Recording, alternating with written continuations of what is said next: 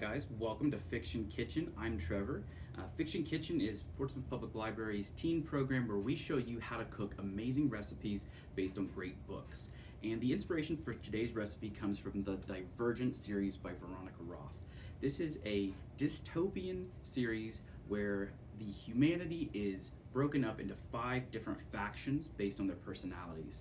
So the one that we're going to focus on is called Dauntless.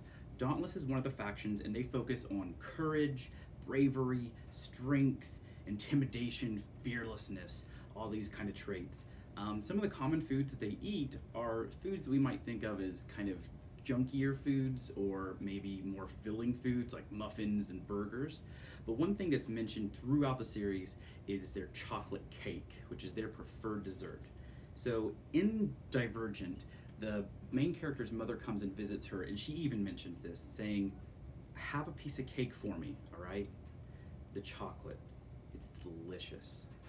So, like I said, the deliciousness of this chocolate cake is mentioned several times throughout the series. So I knew that what better thing to make than a simple, rich chocolate lava cake. Let me show you how.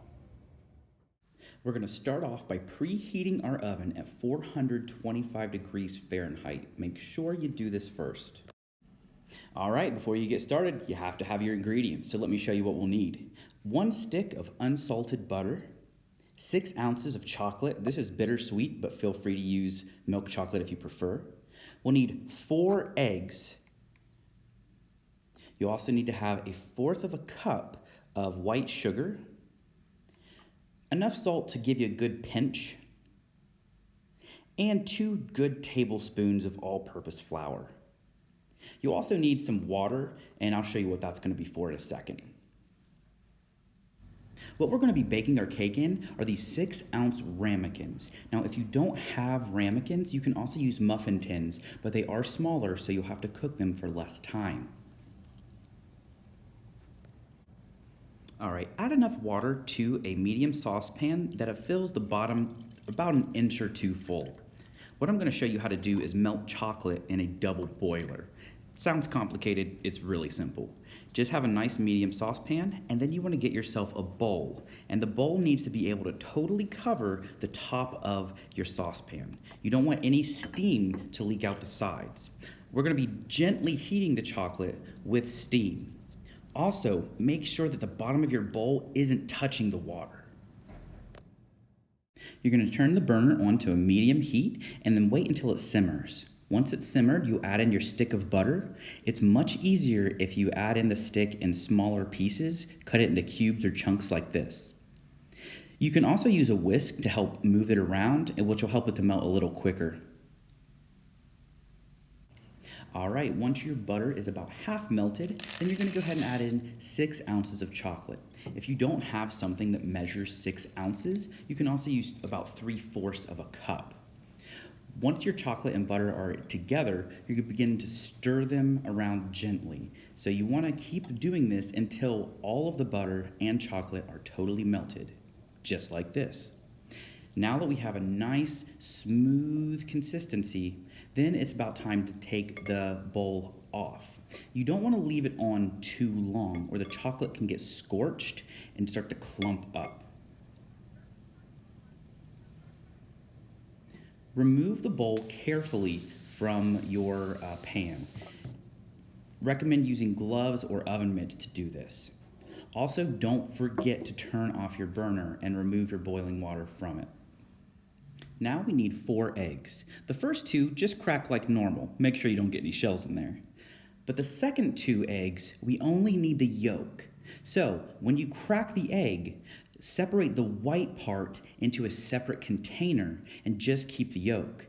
It can help to kind of move the yolk between the halves of the eggshell until all or most of the white is into the other container. And then just drop your yolk into the bowl. Also, it is recommended that you use a decent sized bowl for this because we are going to be whipping it. Now, to our eggs, we're going to add in our 4th cup of sugar. We're also going to add in a pinch of salt. Now, this, if you want to measure it, get just like a 1/2 teaspoon to a teaspoon. All right, time to bring out our handy dandy mixer. Now, you'll notice that this is going to be really similar to how we made our whipped cream in the Harry Potter episode. You're just going to turn the mixer on to a low speed and then begin to blend all of your ingredients together until you can't tell the difference between the sugar and the egg. You can see here that we've got it nice and frothy. We've introduced a lot of air bubbles into here. And this is what you're looking for. It should be a nice pale color, and it should have risen up in the bowl. This is exactly why it's really important to have a good sized bowl. Otherwise, you are going to be splattering egg everywhere. All right, it's time to bring everything together. So we are going to start by adding in 2 tablespoons of our flour. Then we're going to begin slowly introducing our egg into our chocolate mixture.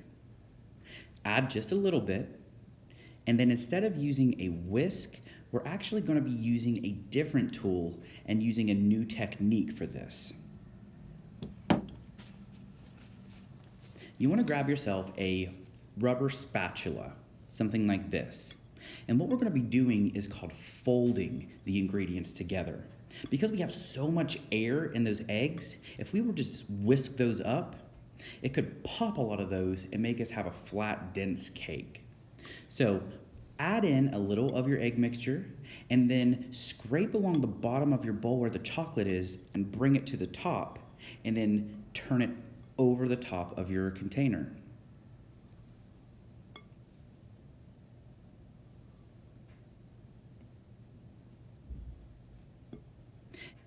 You want to get as much of the egg mixture in the bowl as possible so that your measurements come out correctly.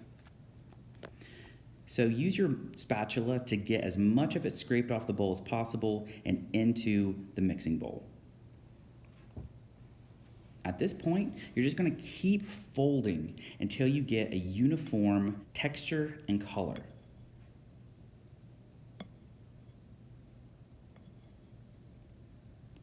Again, we're just scraping along the bottom of the bowl towards ourselves, going up the side of the bowl, and scooping the mixture over the top.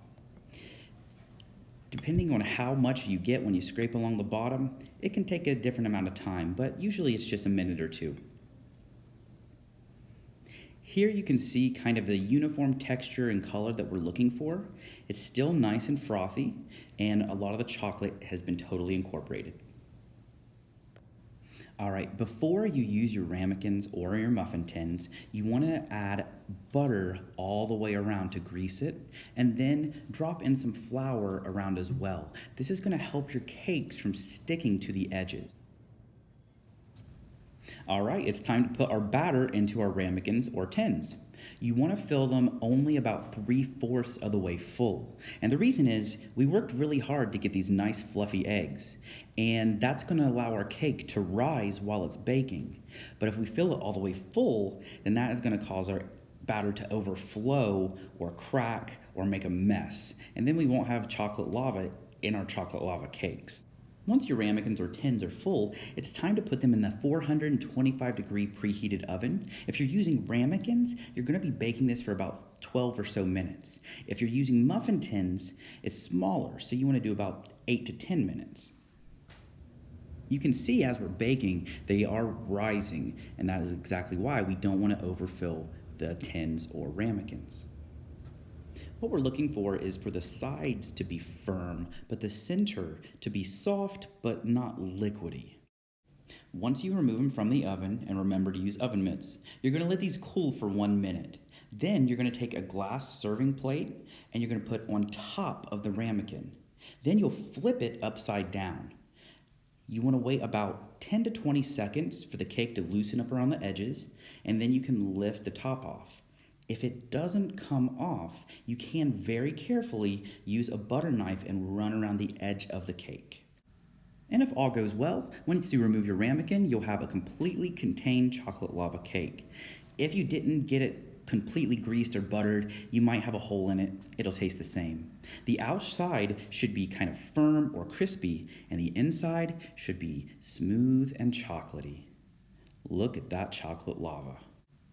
Now, these cakes are amazing by themselves, but if you dust some powdered sugar on top, or put some whipped cream, or serve alongside some ice cream, it's also delicious. So, you want to eat these right away because it is chocolate lava cake. So, while it's hot, the lava will still kind of pour out. Once it cools, the lava will firm up a little bit, and you'll just be left with an awesome cake. Still really good. Guys, thank you so much for joining us for another installment of Fiction Kitchen. I hope you follow along and your recipe turns out amazing. If you're interested in more fiction-inspired recipes, feel free to subscribe to our channel or check back each month for another episode. If you're interested in the Divergent series or need help finding similar books, please come into the library. You can also call us at 740-354-5688 or email us at reference@yourppl.org. We'd love to help pair you with your next great read. Thanks for watching Fiction Kitchen, and we'll see you next time.